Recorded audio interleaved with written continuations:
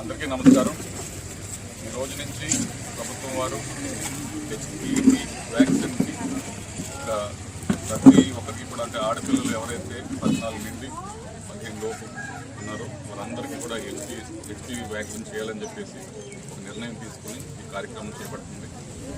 ఈ HPV vaccine వల్ల మనం సర్వికల్ క్యాన్సర్ అనేది, ఆడవారిలో వచ్చే సర్వికల్ క్యాన్సర్ని మనం నిరోధించవచ్చు.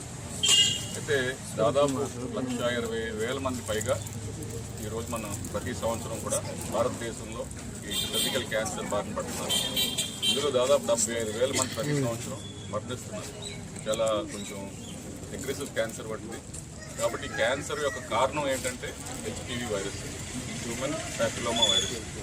ఈ హెచ్పివి వైరస్ని మనం పూర్తిగా నిరోధించడానికి మనకి ఒక వ్యాక్సిన్ అయితే తయారు చేస్తారు. సో ఈ వ్యాక్సిన్ దాదాపు 8,000 రూపాయలు ఉంటుంది బయట మనం తీసుకున్నట్లయితే.